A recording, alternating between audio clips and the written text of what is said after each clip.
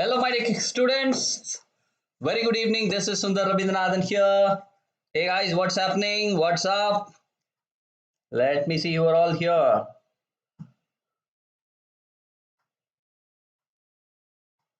Hi guys. Hi Dev. Hi Karthik. Hi Arjun. Rusham.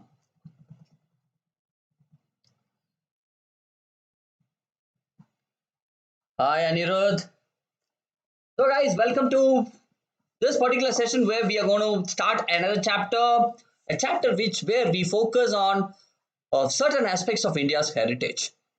A few things for which India was known for.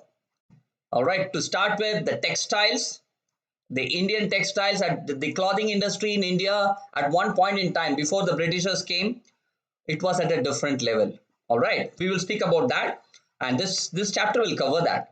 And secondly, you wouldn't believe, the entire world was kind of amazed at the quality of India's metals, especially iron. All right. Say for example, if you take look at the quality of Indian swords, the swords that were used by the Indian kings, they were simply amazing. So we will also speak about a little about that, and slowly we will also post-industrialization. A few changes happened. What happened to the iron and steel industry, and who were the factory owners who established them? We will cover all these things today. It's going to be super interesting, and I'll take you through this journey. You guys are ready? All right. Hi, Samriddhi. Welcome back. Samriddhi, you know, right? We are covering one chapter quickly. We are moving very fast. So I will be covering that. Yadnik, welcome. Hetal, what is your doubt? Awesome. Vivek, hi. So guys, now what are we going to cover? Let us see. Moving on. So Vedantu Young Wonders is a channel which has both academic and non-academic offerings catering to 6th, 7th and 8th grade students. All right. So math, science, social and English grammar is what we cover. With respect to revision, we cover the entire English literature as well, apart from grammar. So do not forget to subscribe because a lovely set of academic and non-academic offerings are there. It's a bouquet, a bunch of offerings. So subscribe, and whenever you subscribe, hit the the bell icon. Right, in case you like the master teachers of Vedantu and you are simply fascinated, you would want to learn from them directly. Here's a great chance. Vedantu has come out with a lovely subscription which will give you unlimited live classes from the teachers, the master teachers. And not just that, every class will have lovely fun quests. And you become super solid to compete with students around you. And anytime watch replays are there, content. The master teachers give you notes, right, as they teach. That notes can be downloaded as a PDF separately. How does that sound? And most importantly, anytime you get a doubt inside a class, any number of doubts, get them solved. In class doubt solving with very high quality tests and assignments to check how well you understood things. Superb. On top of all these things, you also have 5,000 plus topic wise micro courses, small modules, right, for you to enhance your clarity on the subjects. Now, in case you're preparing for competitive exams, you also have access to free crash courses, free access to crash courses. Lovely, guys. So where are these? Lot of features, very less price. Details are there in the description box. There is a link given. Go to that link, look at all the features, and then choose for yourself. There is no force, no compulsion, no obligations. You look at it. If you feel it is for you, go for it. And yes, and coupon code to get an additional discount is SRPRO. Whenever you are subscribing, in case you are, use this coupon code SRPRO. Cool? So how much does that cost approximately? 11 rupees per class, 12 rupees per class, depending on how many months subscription you take. 11 rupees or 12 rupees. So guys, one class costs 11 rupees. Imagine, right? So it's pretty cost effective for all of you. The link is there in the description box. The code is SRPRO to get the discount.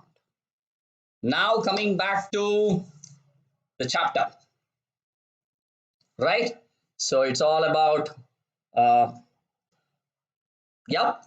To start with, we will speak about Indian textiles and the world market. Words. There are few words with which you will know. The word called muslin. What is muslin? Why is it called like that? So words tell us histories. We will also speak about Indian textiles in European market specifically, and who were the weavers? Who are our weavers? And how did the textile industry go down? What was the reason? And the emergence of cotton mills, the sword, the quality of our iron, the sword of Tipu Sultan, abundant, the abandoned furnaces in the villages, and yes, the factories started, especially the iron and steel factories started in India. We will speak about all these things crisply. I'm going to move forward. Travel along with me, guys, the way I just said. Here we go.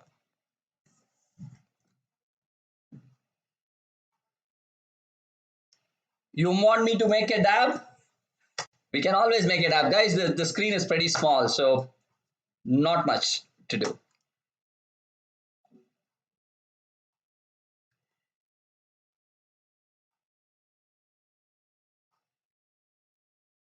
All right, cool. So moving on.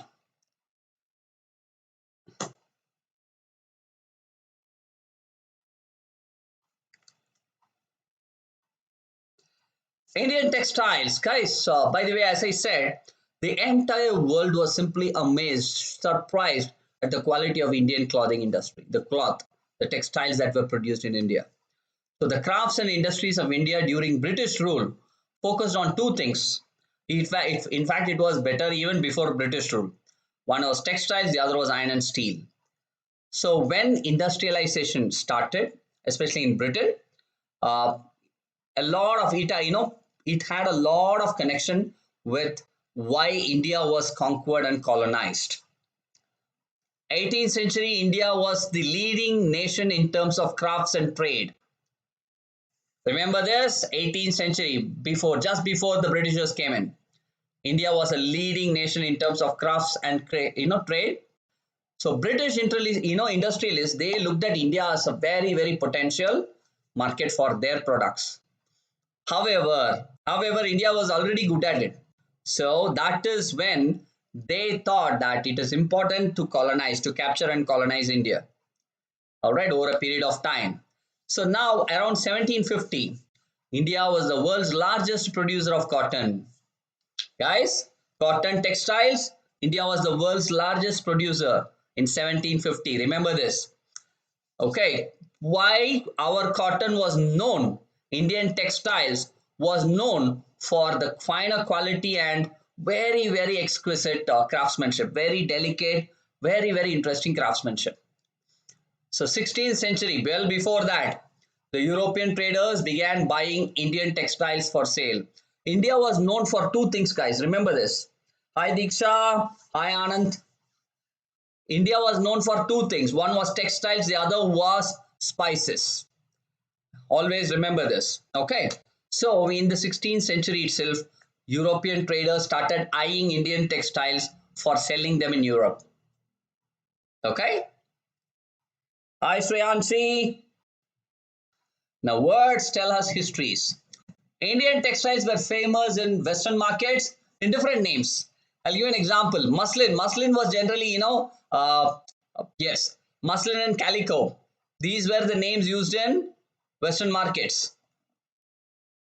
Okay. Cotton, which we printed cotton, we call it as chintz. It was produced in Masulipatanam, Andhra Pradesh. Bandana. Bandana was another material produced in Gujarat and Rajasthan. They were ordered in bulk by the Europeans. All right, I repeat, our own Indian textiles were given different names in Western markets like muslin, calico, etc. Chintz, which was produced in Masulipatanam, Andhra Pradesh. All right. Similarly, bandana was produced in Gujarat and Rajasthan. All these material were ordered in bulk by these people. Cool. Now, famous patterns. Look at them. Patolas. Patola is there even today, guys. We all know it. Patola, it's very famous in Surat as well as Ahmedabad. Jamdani is famous in Bengal. Yes, yes. Hi Danya. Hi Swagat. Hi Om. Now moving on. So Indian textiles in the European market. As I said, Europe was eyeing India for the quality of the textiles. However, in the 18th century, the British government enacted a legislation called Calico Act, banning the use of printed cotton textiles in England, just to destroy our market. Indian designs were copied, imitated, and they were printing it the same in England on white muslin. All right, so that's this is one way of kind of disturbing our market. 1764, spinning jenny was invented by John Kay. 1786, invention of steam engine was a major breakthrough, which revolutionized cotton textile weaving because they were able to transport it everywhere. Okay, 1720, Calico Act. Calico Act is an important act which banned the use of printed cotton chintz textile in England. So Indian designs were imitated. 1764, spinning jenny was invented by John Kay, and 1786, steam engine was invented by Richard Arkwright. And with that, with the invention of steam engine, they were able to send it across the world. Cool. Now, in India, the famous weaving centers were Bengal, Gujarat, Andhra Pradesh, Calicut. So these are the four places which are known for weaving the textiles. Bengal, Gujarat, Andhra Pradesh, and Calicut. Cool. Guys, are you with me till this? Are you clear? Give me a yo. Hi, Swaraj. Come on, come on, come on. Hi, Ayush. Hi, Sasi. Every day, Menti will be there. Arjun, what is your doubt? First, tell me that. It is so simple. All right. Indian textiles. India was known for the quality of the textiles. All right. Britishers knew this, and it had a lot to do with capture of India and colonization of India. Right? Indian textiles, chintz. All right, chintz was very famous. It was sold under different names in the Western markets. So similarly, muslin and calico are names used in the Western markets. Printed cotton typically, right? So similarly, you will see that slowly with time, they added, to spoil the Indian market, they had introduced the Calico Act to ban the use of printed cotton material in England. And they imitated India's style and they prepared it in England itself. And famous weaving centers of India, Bengal, Gujarat, Andhra, and Calicut. Arjun, are you clear now? Weaving, you see that, right? You see that picture? That's a weaving machine. And even you see this picture, that's also a weaving machine. Different types of weaving machine is there. Weaving is of, using the thread to prepare the textile. All right, combining the thread to prepare the textile. You weave the cloth, right? Yes. Now, who are the weavers?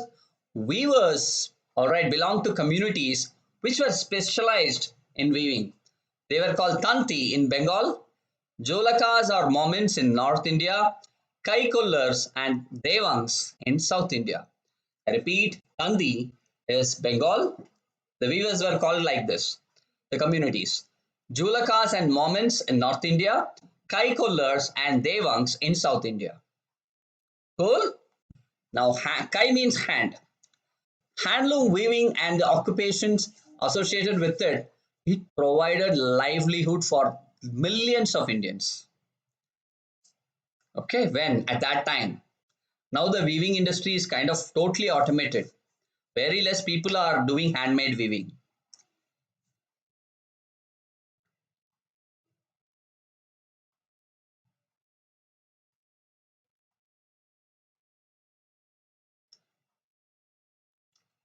Menti will be there, guys, don't worry. Now, how did such a great Indian textile industry come down?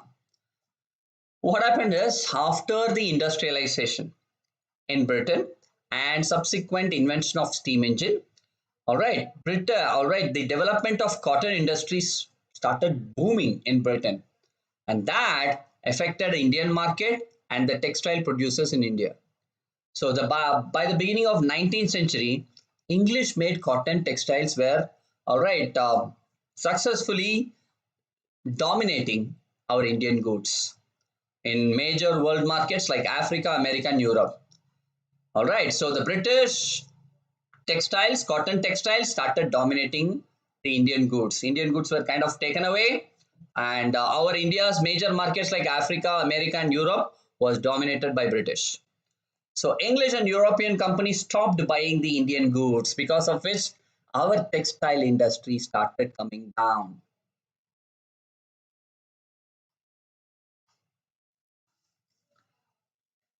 Tricky mind. You know what? You have to always look at this like a story. That is when you will be able to remember.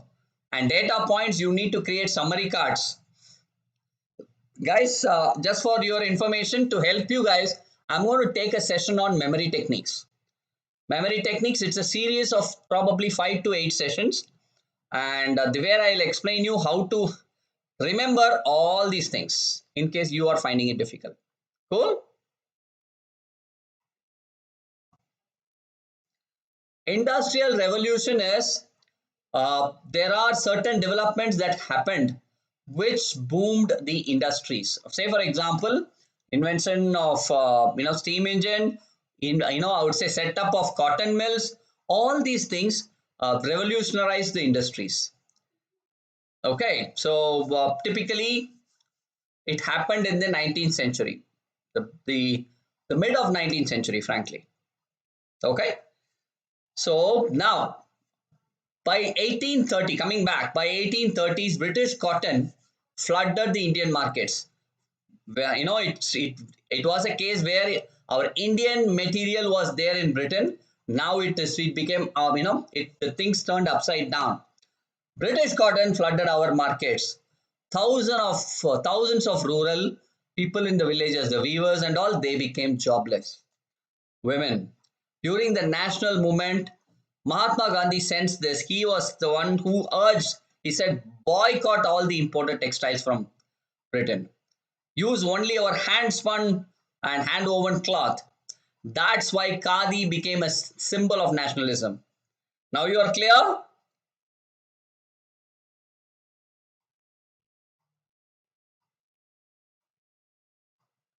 Anushree, Menti is there. This is for everyone. Okay, now coming back. So Khadi is there because somehow British goods started dominating India's market.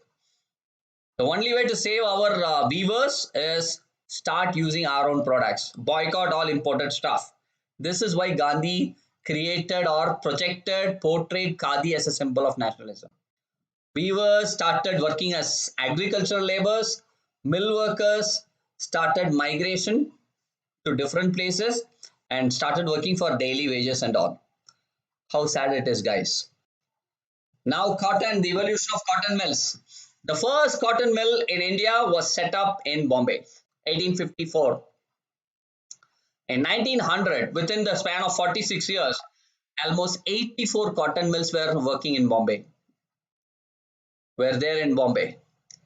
But the colonial government did not support the mills, development of the mills, because they did not allow, uh, any duty to be imposed on British goods. British goods came into India freely because without any import duties.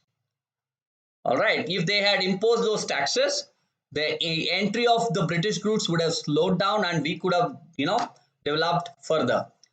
Did not happen. The first major spurt in the development of cotton factory was during the First World War. All right, during that time, when the Britishers were very busy in handling all the war weapons, armory related stuff. The focus on textiles came down drastically. That is when the entire British started looking upon India's market. All Indian factories were called upon to produce cloth and military supplies. Okay, typically. So again, you saw a boom in the cotton industry, cotton factory industries. Hi Vishesh. Thank you, beta. I am fine. सब ठीक है.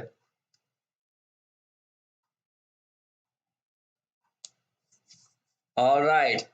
Now coming back. Guys, I hope till this you are clear. Are you clear about the Indian textile industry? Come on, give me a yo. Hi Bhavana, I am fine. How are you? Now my throat, everything, I'm all back. That's why I took one day's kind of, I slowed down. I wasn't shouting or I wasn't at the top of my voice. But today I'm all better. Superb. Great. Moving on to the next part. Guys, the sword of Tipu Sultan. The quality of the sword kind of amazed the European scientists. It's not just Tipu Sultan's sword. All right. India create what is it prepared a special type of high carbon steel called woods. Woods is a special type of high carbon steel, super strong.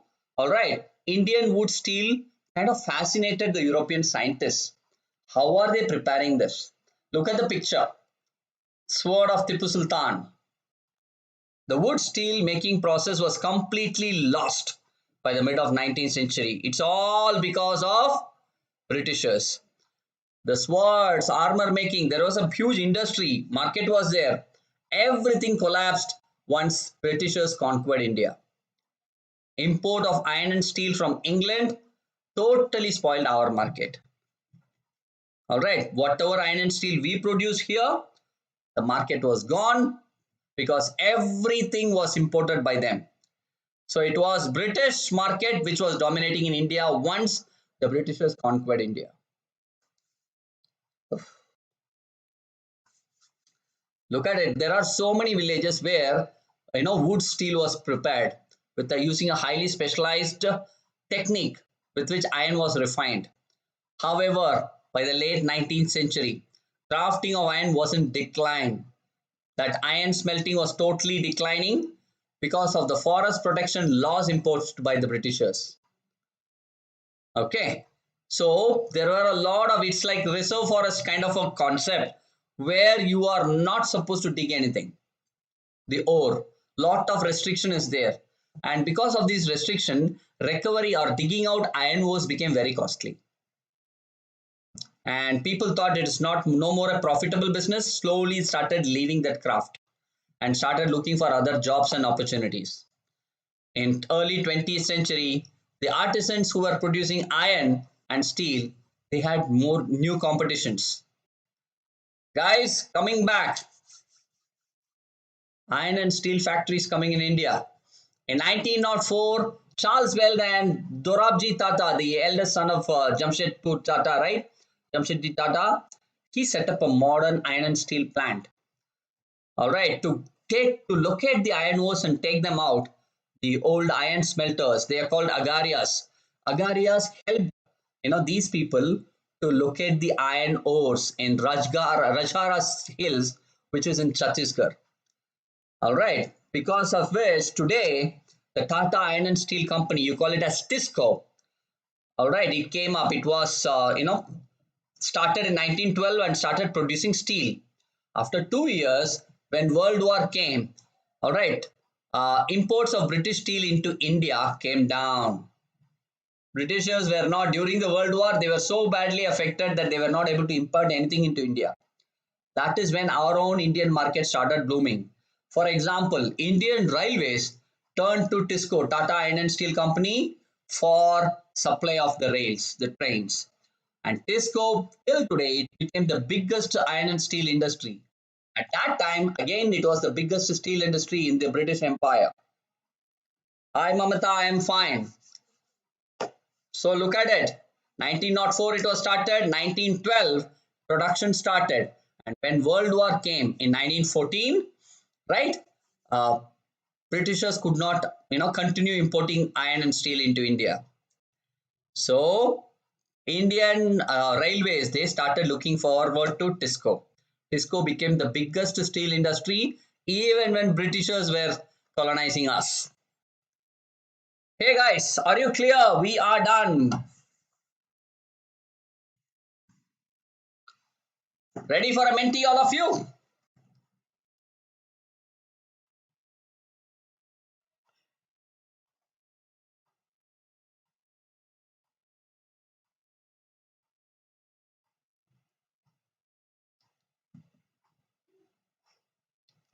Give me a yo, guys. Come on.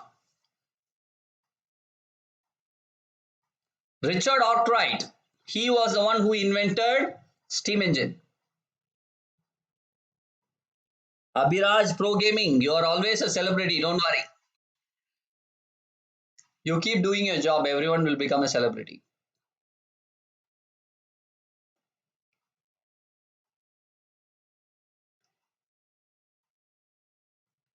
Awesome. So, guys, one very fast recap I'm going to do. Be ready.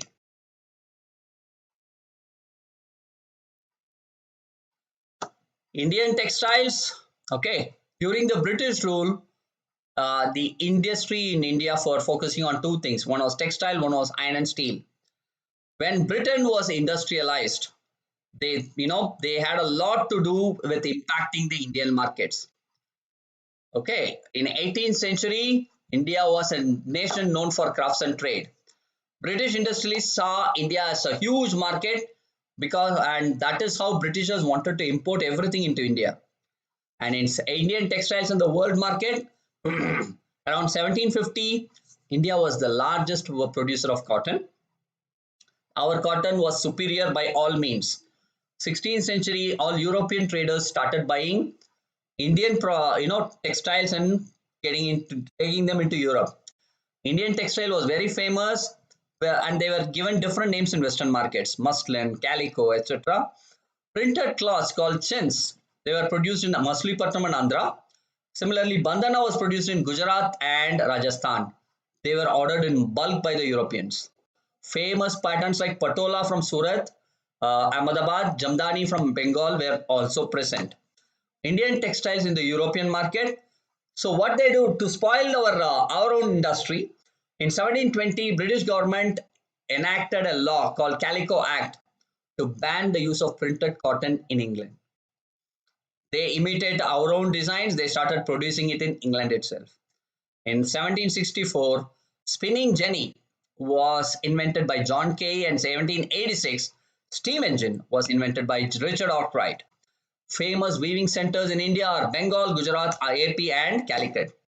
Weavers belong to three major communities: Tanti in Bengal, Jolakas or Momin in North India, Thai Kullers and Devangs in South India. Handloom weaving and the occupation associated provided livelihood for millions of people. However, the cotton industry started booming in Britain. That was affecting India badly because we were colonized and they started importing all their goods into India. All right. So at one point in time in 19th century, totally, English cotton industry dominated India's market. Our industry was totally oozed. Similarly, English made cotton was the one which was widely used in Africa, America, and Europe. India's market was totally spoiled. Okay. In 1830, British cotton was important to India. It started flooding Indian market. Lot of our own local weavers became jobless, especially women. So that's the reason Mahatma Gandhi said use Khadi, and he portrayed Khadi as a symbol of nationalism. He said let's boycott all imported textiles. Okay. And cotton mills came up. First one came up in 1854 in Bombay. Within a span of 46 years, almost 84 mills were there in Bombay itself. But still, these mills could not grow really well because the import duty was still there. All right, the import duty denial was still there. I'm sorry. All right, without duty, they were able to bring everything into India, the Britishers. So major development in the cotton factory production during the First World War, the Britishers were focusing a lot on the army, their what do you say, the arms, weapons, etc. There they were not able to continue importing textiles into India. That is when the British textile imports started coming down. Indian market started booming again. And similarly, apart from that, Indian factories were called to provide supplies to the British military during the First World War. This is about the Indian textiles. Now coming to the sword of Tipu Sultan, you know what, the sword that was made using a very special type of high carbon steel called woods. Woods were very special, and that was sometimes that surprised and shocked the European scientists.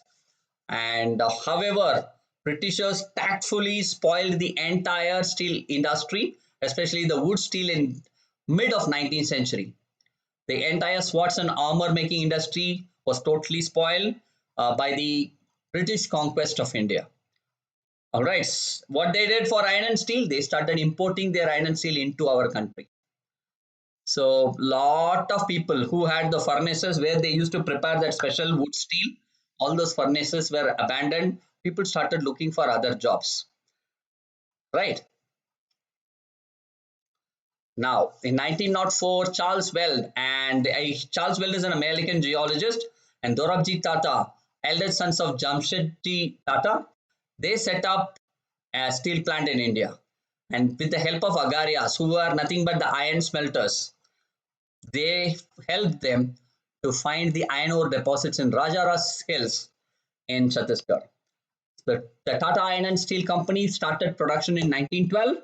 After 2 years, in 1914, when World War I started, the British, right, they were not able to import steel further. And that's when the Tisco started booming. Even Indian Railways started looking up to Tisco for rails. So over time, during the British period itself, Tisco became the biggest steel industry. Guys, are you ready?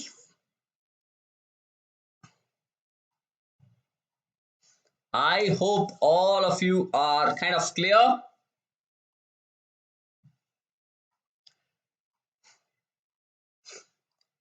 Are you guys?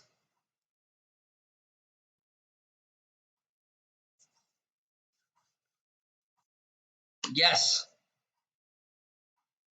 I think I explained everything again. Now let's go to a Menti. Here we go. Guys, I want all of you to go to a website. Type www.menti.com. MENTI.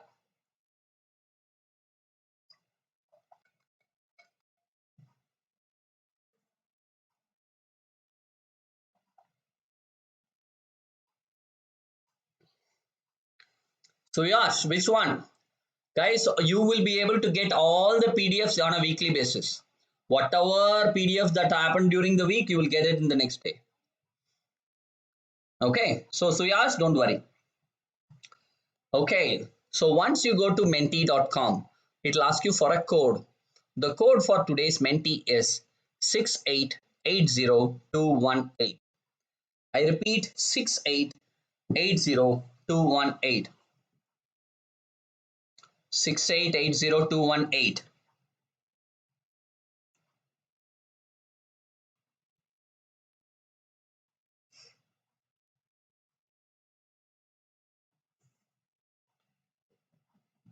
Hi, MPBS Gurjar, beta. Have a blast. Have a nice birthday. God bless you.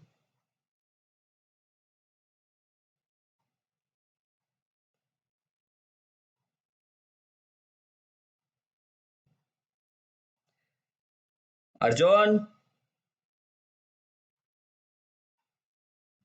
focus on the session. So Yash, we will give you only the PDFs beta because that will help you to prepare. Slides will not be possible.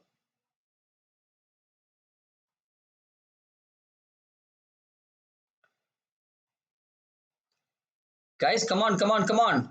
I repeat, please go to menti.com, menti.com, a website. Open your browser, go to this website, and it'll ask you for a code. Type this code 6880218. 6880218. 218.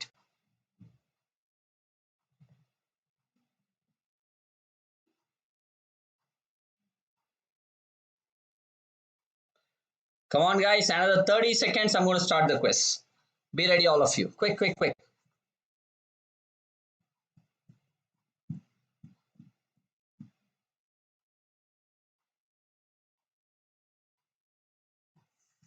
Hi, Sanvi.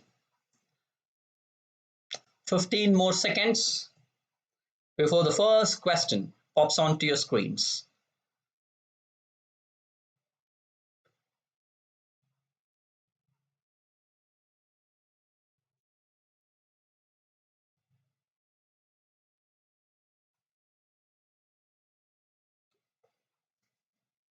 Sahas, the British disturbed the Indian textile industry by different ways.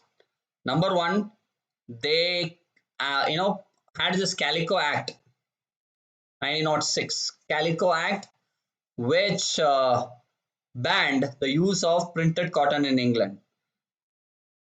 This also spoiled the Indian market a little. They started preparing, imitating India's designs and producing it in England itself. Okay, similarly, these kind of prints, they started circulating it across the European markets, even African. Cool. Okay, guys. First question.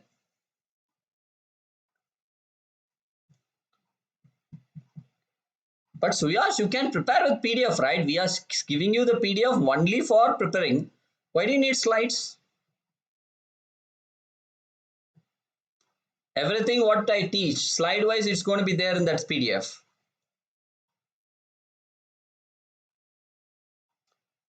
Okay, guys, I'm refreshing the page. You should be able to join. Do not worry, there will not be any problem joining. First question on your screens now.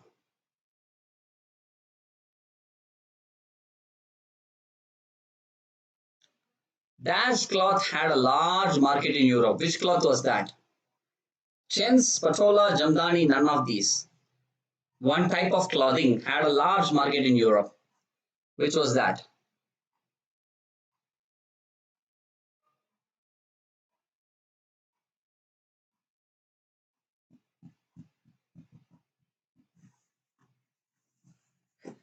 Let's see. Come on, come on, come on.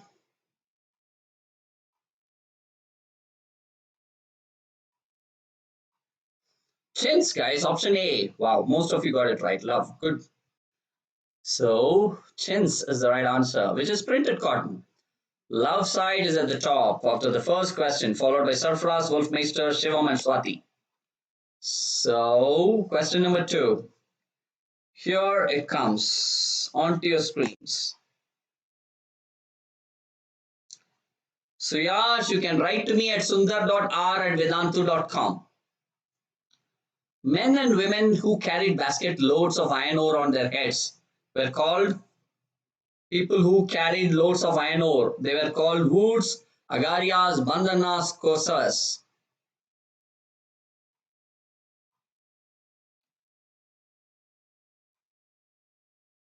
People who carried basket loads of iron ore. They were called Woods, Agarias, Bandana, or Kosas.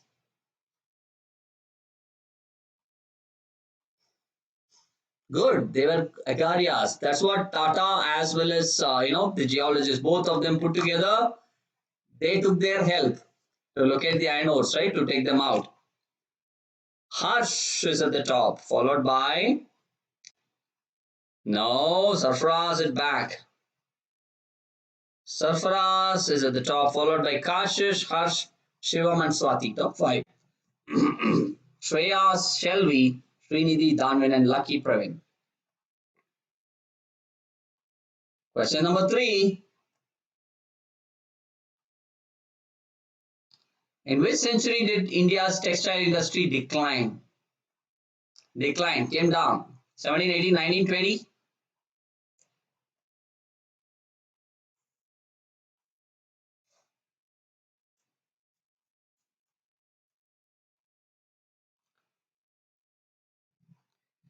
Tanya, it's very stretchy beta. My request is please watch the video again because won't be able to. We already started the quiz, right? So I can't explain it again. Okay, good guys. 19th century, post mid. All right. So of the 19th century, Sarfaraz, Kashish, Shivam, Swati, and Shreya. Top five. Ira, Ayush, Syed, Pragya, and Vishesh. 6, 7, 8, 9, 10.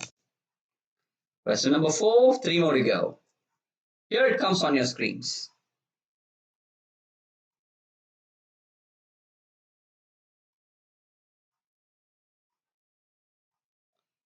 Tisco expanded steel production during Tisco expanded the steel production during First World War, Second, Third, none of this. Come on, guys, come on, come on, come on. Pick yourself up.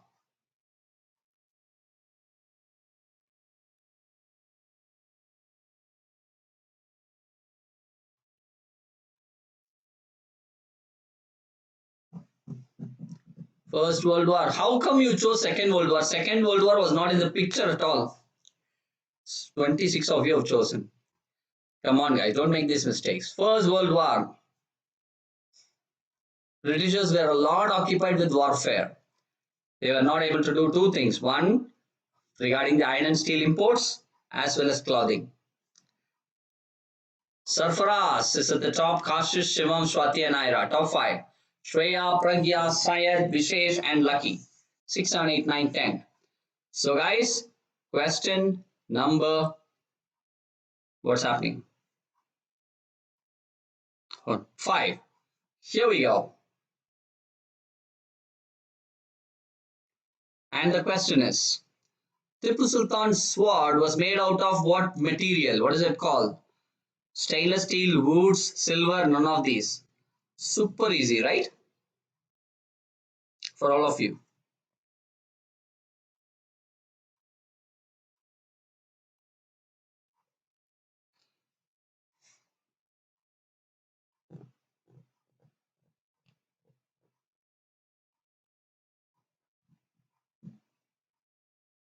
Yes, Anusha, Laddu question hai. It's a cakewalk, simple, right? Sita. Wood steel, yes. See, in this itself, many of you are saying stainless steel. What do I do? So Sarfaraz, Kashish, Shivam, Swati, and Ira. Top 5. Shreya, Syed, Pragya, Vishesh, and Lucky. 6, 7, 8, 9, 10.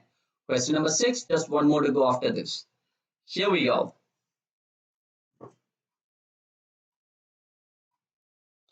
Which place in India has one of the finest ores in the world? Raniganj, Jharia, Rajhara, Hills, and all of these. I'll give you a clue. We spoke about it today.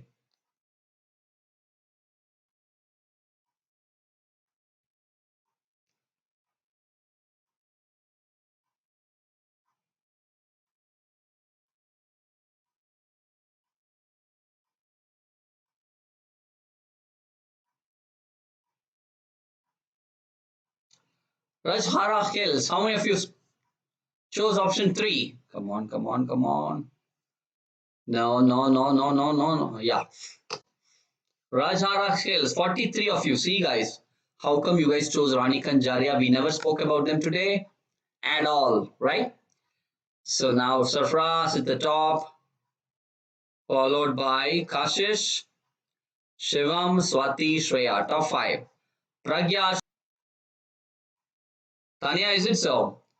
It varies from school to school. Spinning jenny was invented by, well, John Kay, Dorabji, Richard Arkwright. Spinning jenny.